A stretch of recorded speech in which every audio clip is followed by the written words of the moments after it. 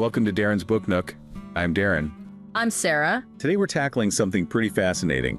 Mel Robbins' Let Them theory. Oh yeah, this one is a doozy. Right, we've got excerpts from her book, so consider this like a highlight reel of the really good stuff. Think of us like your personal Let Them theory Sherpas or something. Exactly. Guiding you through all the twists and turns and aha moments. Well, it's definitely got those. Okay, so for anyone who hasn't encountered this theory yet, Mel Robbins is basically saying we give away a ton of our own power by trying to control other people. Right. It's like we're handing over the reins to our own happiness and peace of mind. And instead, she's saying, hey, let go of that. Like, just let it go. It's such a simple idea, but so powerful when you really, sit with it. Yeah, and focus on you. Exactly. Your reactions, your growth.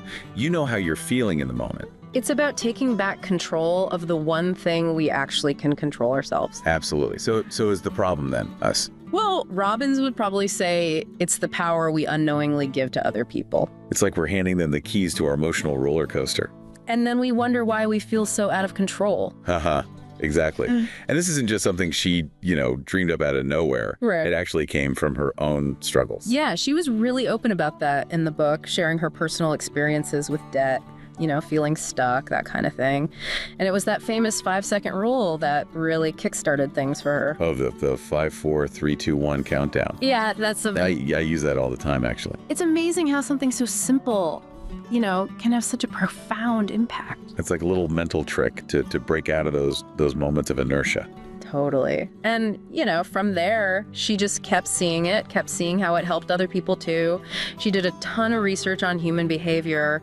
And from all that, boom, the Let Them theory was born. I find it fascinating how, personal experience and research can come together like that. It's the perfect blend of, real life wisdom and scientific backing. Yeah, that's a great way to put it. And it makes it so much more convincing, too. Definitely. Because Robbins isn't just saying, hey, trust me on this. She's showing you the evidence, the research, the real life examples. Okay, so let's talk about the science for a sec. I know one of the big things Robbins highlights is how Let Them theory helps us manage stress. Yeah. And she even brings in this analogy, the airport stress test. Oh, yeah, that's a good one. Okay, so picture this. You're at the airport, right? Surrounded by delays and long lines and just general travel chaos. Oh, I know it well. We've all been there. It's a recipe for a meltdown. But Robin says we actually don't have to let those things dictate our emotional state. It's like we have a choice. We do. Even in the middle of all that. Exactly. And she even brings in some serious science to back it up. She cites Dr. Aditi Nerurkar, who's a leading expert on stress response. Oh, okay. And Nerurkar emphasizes the power of deep breaths. Actually, just taking a few deep breaths can, reset your brain. It's like hitting the pause button in the stress response. Totally. And in that pause, that's where you create a little space to choose how you want to react. Instead of just getting swept up in everyone else's frenzy. Exactly. It's about making a conscious choice. Let me decide how I'm going to handle this. That let me is powerful. It is. It's about taking back your power, which, let's be honest, it's a lot easier said than done, especially when we're talking about, something like the fear of judgment. Oh, tell me about it. Right. That fear can be so paralyzing. It can keep us stuck, playing small, not going after the things we really want.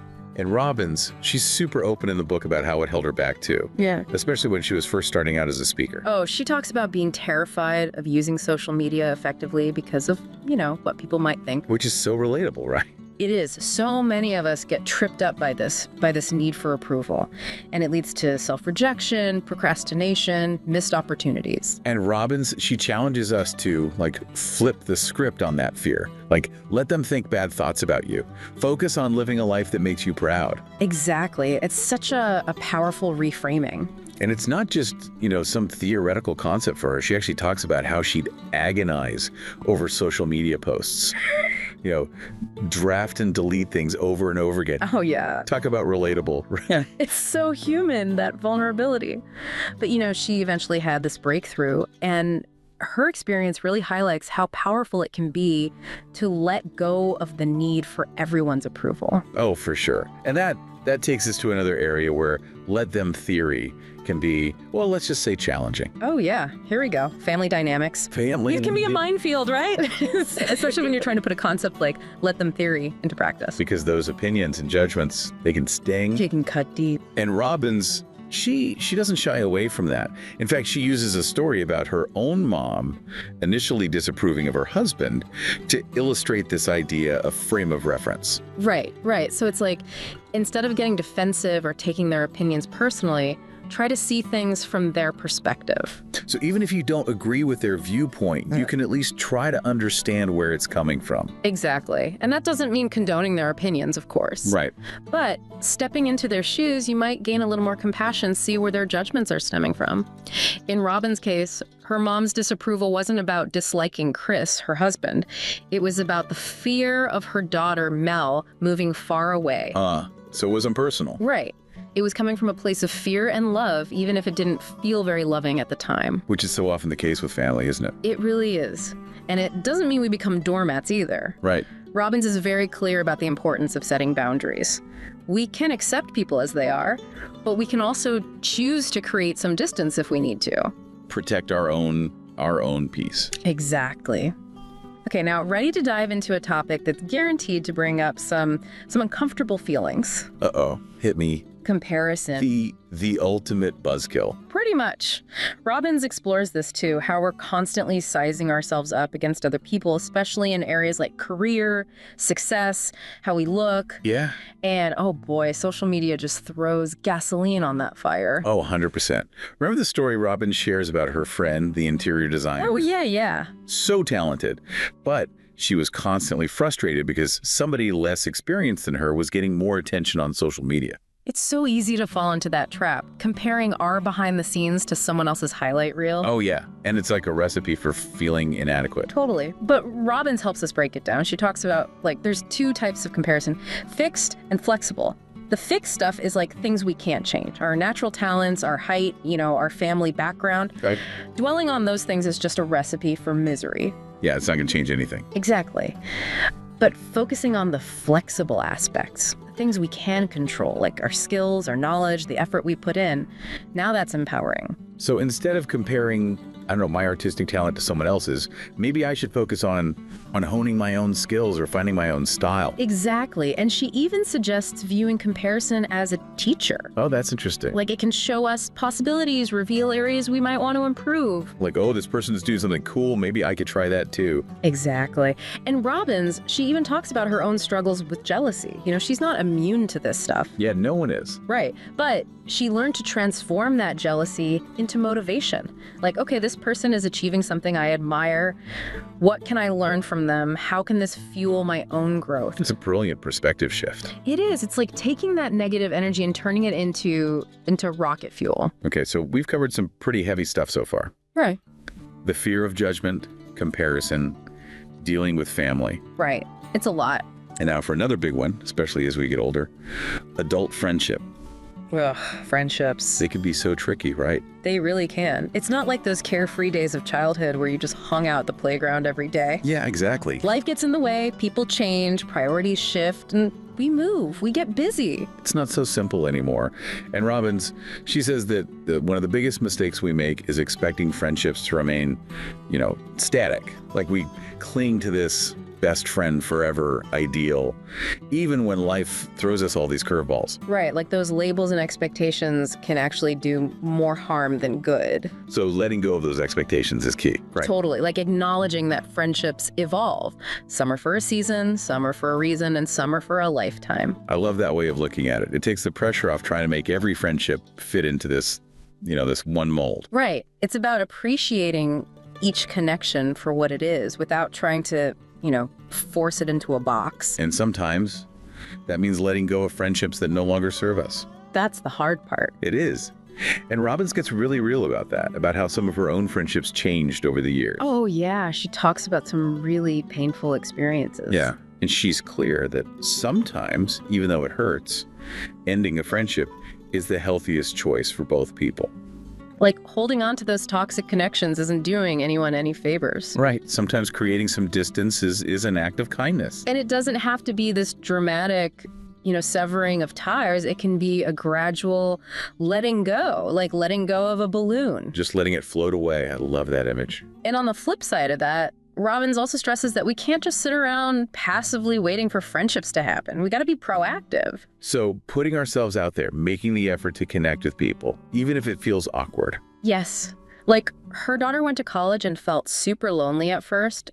It took a full year for her to find her people. A whole year. But she did. And Robbins herself had to do the same thing after she moved to a new city.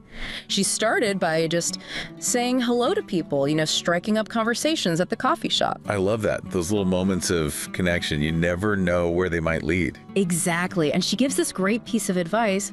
Give it a year. Give it a year. Yeah, like just recognize that building meaningful connections takes time. It's like planting a garden. You can't expect flowers to bloom overnight. You need to nurture those relationships, be patient, and let them unfold naturally. Give it a year. I'm gonna write that down. It's a good one. It is. Okay, so we've covered a lot in this first part of our deep dive. We talked about the origins of let them theory, how it helps us manage stress, the power of letting go of the need for approval, and even some tips for navigating, tricky family dynamics and the constantly changing world of adult friendships. And we've only just scratched the surface. There's so much more to explore. I know, right? In our next segment, we're going to delve into how let them theory can totally transform the way we approach our careers. And those frustrating situations where we really wish someone we love would just change their behavior. Oh, I've been there. We all have. But instead of nagging or trying to force them to change, Robbins offers this totally different approach, one that's based on understanding human behavior and using what she calls the science of influence. Ooh, the science of influence. I like the sound of that. Yeah, it's fascinating, and it might just change the way you approach those tricky situations. Can't wait to dive into that in part 2. It's less about forcing the change and more about setting the stage for it. Yeah, Robbins calls it the science of influence. Okay, I like that. So how do we influence someone to change without, driving them away or making them defensive? Well, that's where this thing called the ABC loop comes in. Remember we mentioned it earlier. Oh yeah, vaguely. Something about apologizing. Yeah, that's the first step. Apologize, then ask, then back off, then behavior, and finally celebrate. Okay, that's more than ABC. Haha, right. Yeah. But it all ties together. All right, so break it down for us, starting with apologize. What's that all about? It's acknowledging that, maybe our past attempts to control the situation, well, they haven't exactly been helpful. So admitting that we've been nagging or lecturing or whatever. Yeah, those tactics often backfire, right? Big time. They just create resistance. Exactly. So starting with an apology, it kind of resets things. It creates a more level playing field. Exactly. It shifts the dynamic from I'm right, you're wrong to, more of a team effort. Okay, I can see that. So you're saying it's more about understanding than judgment. Yeah, and Robbins gives this great example. She talks about a friend whose husband was struggling with some health issues. And, she was constantly on his case about eating better, exercising, the whole 9 yards. Oh, I can see where this is going. Been there. Right. It's coming from a place of love, but it's not very effective. So what happened? Did the friend finally apologize? She did. She finally realized that her nagging wasn't helping. In fact, it was probably making things worse. So she sat down with her husband and said, look, I'm sorry. I know I've been pushing you, and I realize that's not fair. I want to support you, but I need to do it in a way that's actually helpful. Wow, that's powerful. Just that simple act of acknowledging her part in it. Right.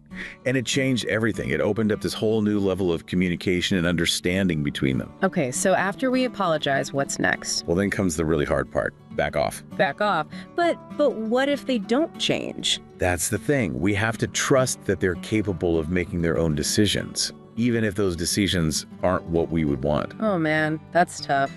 Especially when we care so much about the outcome. I know, it's like watching a train wreck in slow motion and not being able to intervene. Right. But Robbins reminds us that true change has to come from within. We can't force it on someone else. It's like planting a seed.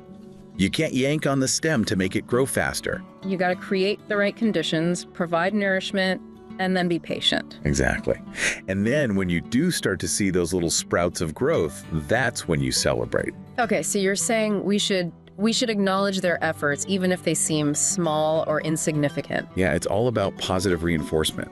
So, like, if your partner finally goes for a walk after weeks of you suggesting it, you don't say, well, it's about time. Haha, exactly. You celebrate that small win. You say, hey, I'm so proud of you for taking care of yourself. Or maybe you cook them a healthy dinner or something. It's like training a puppy. You don't yell at it when it makes a mistake. You give it treats when it does something right. Right. And it works. Those small wins, they build momentum and make the change process feel less daunting. It's about shifting the focus from what they're not doing to what they're doing right. Exactly. And Robbins, she doesn't shy away from the really tough stuff either.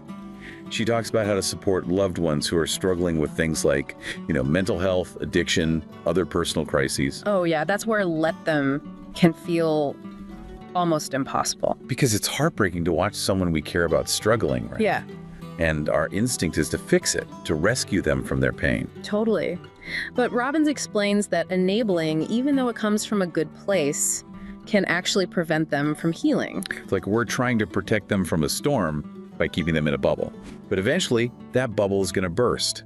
They need to experience the storm to learn how to weather it. That's a powerful way to put it. And she talks about this concept of rock bottom, both for the person struggling and for the people who love them. Rock bottom. Yeah, it's that point where we finally realize that our attempts to control the situation, they're not working. And that's when we have to step back and let them face the consequences of their choices. Yeah, as hard as that is. Oh, I can only imagine. But Robbins stresses that it's often the catalyst for real change.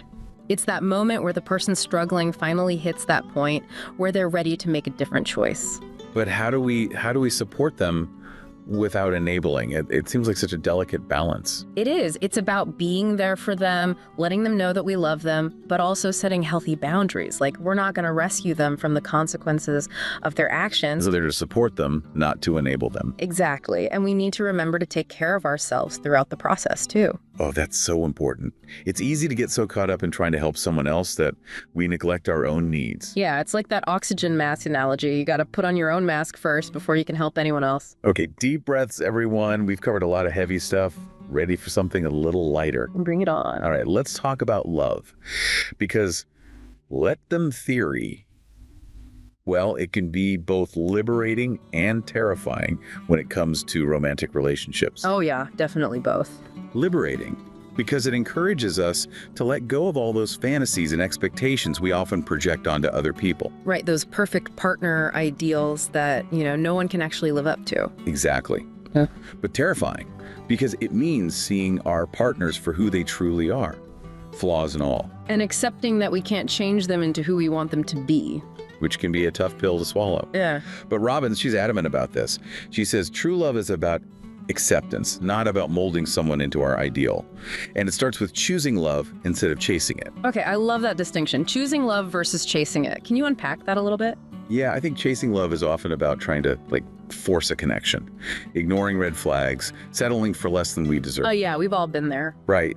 But choosing love, it's about recognizing our own worth, setting healthy boundaries, and being really discerning about who we let into our lives. So it's approaching relationships from a place of self-respect and empowerment rather than neediness or desperation. Exactly. And Robbins reminds us that, we teach people how to treat us by what we tolerate. If we accept bad behavior or disrespect early on, well, it's likely to continue. So paying attention to those early warning signs is crucial. Absolutely. And she stresses that actions speak louder than words. We need to pay attention to how someone behaves, not just to what they say. So if someone's constantly canceling plans, not following through on promises, sending mixed signals, those are red flags we shouldn't ignore. Yeah, those are big ones. Okay, I'm taking notes. Good. And she gives this great reality check.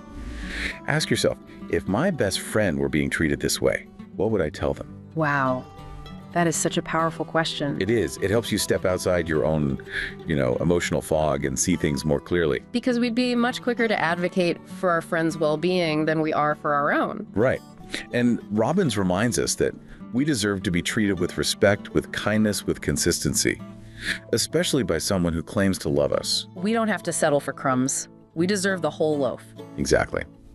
Okay, so what about when we are in a committed relationship, but there's some ongoing challenges or frustrations. Right. Robbins addresses this too. She does. Remember her ABCDE approach? It's like the ABC loop, but with a powerful addendum. Right. We apologize, we back off, we celebrate, but then what? Then it gets real. D stands for decide if it's a deal breaker. Ooh. Okay, so recognizing that some issues might be, non-negotiable. Exactly. It's about being honest with ourselves. Like, can we truly accept this aspect of our partner, or is it something that's just going to cause ongoing conflict and resentment? It's like taking a hard look at those recurring arguments, those patterns of behavior, and deciding if there's something we can live with, or if they're fundamentally incompatible with our needs. Right. And if we decide it is a deal breaker, then comes D. E for End the bitching or end the relationship. wow, okay. That's pretty direct. It is, but it's also incredibly empowering, right? Like, we have a choice. We don't have to stay in a situation that's making us miserable. Robbins reminds us that, a lot of relationship problems, they're not actually resolvable. Yeah, it's like sometimes accepting that certain differences are just part of the package is key. But if it's truly a deal breaker, we have a choice.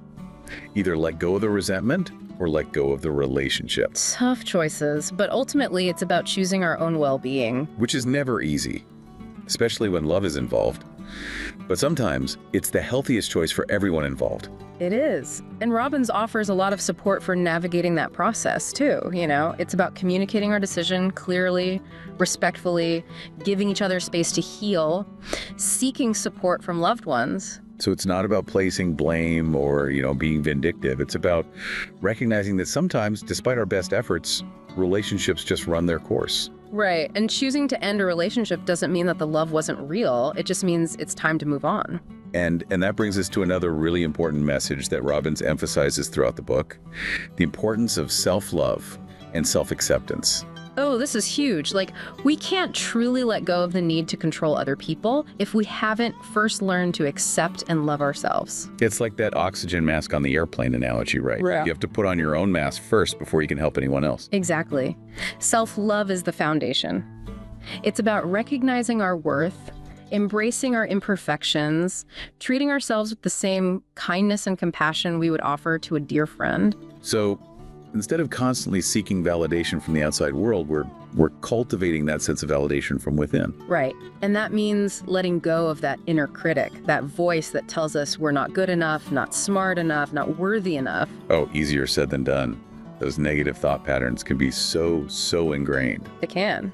But Robbins offers some really practical tools for shifting those patterns. Things like, practicing gratitude, doing things that bring us joy, surrounding ourselves with supportive people who remind us of our strengths. It's about creating a life that nourishes our soul and allows us to thrive both individually and in our relationships. Exactly. And remember, self-love, it's not a destination, it's a journey. It's something we practice day after day through those small acts of kindness towards ourselves. Like building a muscle. The more we practice self-love, the stronger it becomes. And as that muscle strengthens, it has this incredible ripple effect on all areas of our lives. It really does. We show up differently in our relationships and our careers, even in our creative endeavors.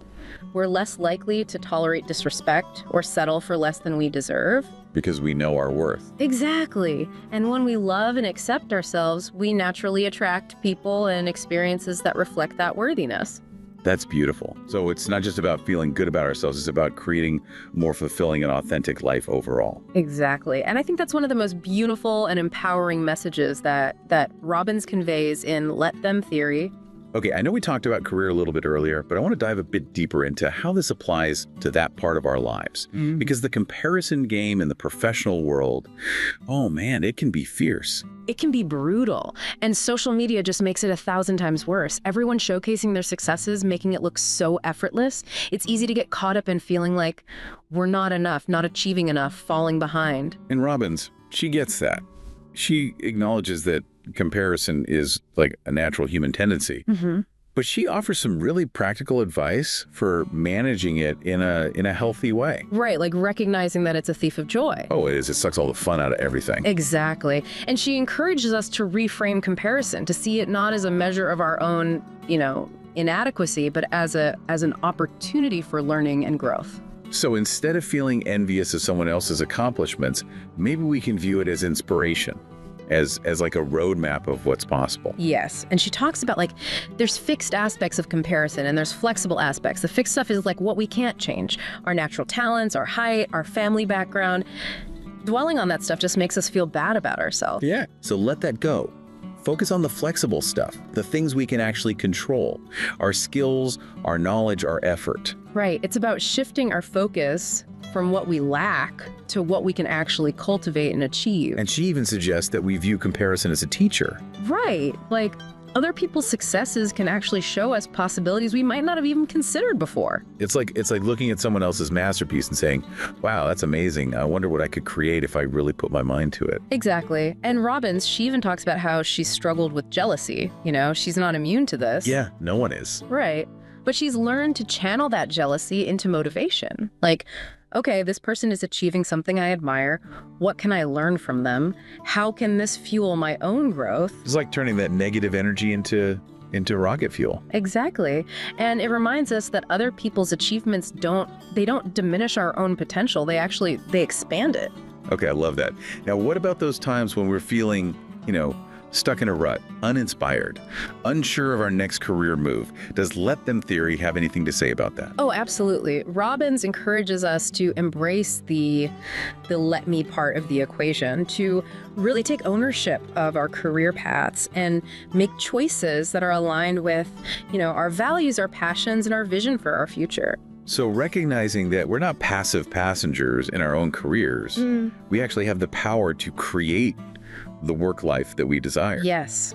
And she reminds us that it's okay to not have all the answers. Like, it's okay to experiment, to take risks, even to make mistakes along the way. It's all part of the journey. Exactly. Sometimes the most unexpected paths lead to the most fulfilling destinations. They do. They really do. And she encourages us to embrace that uncertainty, to trust our instincts, and just keep moving forward, even if it's one small step at a time. So it's not about having the perfect 5-year plan. Right. It's more about being open to possibilities, trusting the process, and taking those steps even if they feel a little wobbly at first. Right. And she reminds us that even the most successful people have faced setbacks and challenges along the way. It's about embracing those experiences as opportunities for learning and growth. So instead of getting discouraged when things don't go according to plan, we can view those challenges as stepping stones, valuable lessons that are ultimately going to lead us to where we're meant to be. I love that. And it ties in so beautifully with the core message of let them theory, letting go of the need to control everything, trusting that, even amidst the uncertainty and the messiness, we're exactly where we need to be. All right, take a deep breath, everyone, because we have covered a lot of ground in this second part of our deep dive. We've gone from navigating the complexities of adult friendships and the challenges of career to supporting loved ones in crisis and even embracing the ups and downs of love. It's a lot to process. But don't worry, there's one more piece of the let them theory puzzle that we haven't explored yet. And it might be the most profound and the most liberating one of all. Ooh, I'm intrigued. We need to talk about Robbins' concept of the love of your life. The love of your life. Okay, now I'm really intrigued. And trust me, it's not who you think. It's a powerful message that really gets to the heart of what let them theory is all about. All right, well, you've definitely piqued our curiosity. Stay tuned for our final segment where we'll unpack that idea and leave you with some final thoughts to ponder as you continue on your own journey of growth and transformation. Okay, so we've talked about letting go in our relationships with friends, family, partners. But now it's time for the big reveal. Mel Robbins' idea of the love of your life. This one really throws people for a loop. It did for me, because at first you think, oh, she's talking about romantic love. Right, like finding the one. Yeah, exactly. But Robbins, she kind of flips the script on us. She takes that whole concept and turns it inward. She's actually talking about the relationship we have with ourselves. It's like, whoa, wait a minute. Right, is she saying I should take myself on a date? Well, maybe. But on a deeper level, it's about recognizing that the most important relationship we'll ever have is the one we cultivate with our own hearts and minds. Which, when you think about it, it makes so much sense. It does, especially in light of everything we've been talking about, with let them theory. Right, letting go of control, choosing our responses, accepting people as they are. Exactly. Like if we're always seeking validation and approval from others, letting their opinions dictate our worth, we're basically giving away our power. We're building our sense of self on shaky ground. Exactly. And Robbins is saying that true freedom, true happiness, it starts with learning to love and accept ourselves just as we are. Warts and all. No matter what other people think. No matter what. Their opinions are about them, not about you. It's such a powerful message. But man, it's a challenging one too, isn't it? Oh, for sure. Especially in a world that's like constantly telling us who we should be, what we should look like, what we should achieve. A lot of pressure. It is. But Robbins reminds us that our worthiness, it doesn't depend on external validation. It comes from within. And that's where I think that let them principle is so important. Like it's about letting go of that need to please everyone, to fit into some predefined mold. It's about saying, hey world, you know what? Let them think what they want. I'm going to focus on being true to myself. Which can feel, I don't know, kind of rebellious in a way. It can, but it's also incredibly liberating. It's about reclaiming your power and defining your own worth. Okay, so we've got to like silence the external critics, but also those internal ones, right? Or that inner critic. The one that's like always whispering doubts and fears and insecurities. Yeah, that voice can be brutal. They can. But Robbins, she gives us some tools for dealing with it. Right, like practicing gratitude. Oh yeah, focusing on the good stuff. Doing things that bring us joy, surrounding ourselves with supportive people, people who lift us up instead of tearing us down. So basically, we're creating a life that allows us to really thrive. Exactly. And remember, self-love, it's not some magical destination we arrive at. It's something we work on every single day. Exactly. It's a practice. It's about making those conscious choices day after day to show up for ourselves with kindness and compassion and acceptance. Okay, so the more we practice self-love, the better we get at it. Exactly. It's like building a muscle. The more you use it, the stronger it gets. And as that muscle strengthens, it starts to impact everything else. So it's not just about feeling good about ourselves. It's about creating a more fulfilling life. Absolutely. It impacts our relationships, our work, even our creativity. Wow, okay. I'm starting to see how this all ties together. It's like by being the love of our own life, we create this ripple effect that touches every part of who we are. Exactly. We show up differently in the world. We set healthier boundaries. We go after the things that light us up. We're less likely to tolerate disrespect or settle for less than we deserve. Because we know our worth. Yes, and when we love and accept ourselves, we start attracting people and experiences that reflect that. So it's like self-love is this key that unlocks all these other amazing things in our lives. It really is. And I think that's, one of the most beautiful and empowering messages that Robbins offers in Let Them Theory. I totally agree. This has been such a rich, deep dive. It really has. And we've talked about so much. Managing stress, fear of judgment, dealing with family dynamics, navigating friendships, creating healthy relationships, and even, finding fulfillment in our careers. And of course, becoming the love of our own life. Right. And it all starts with that simple but profound idea. Let go of what you can't control, focus on what you can, and choose love.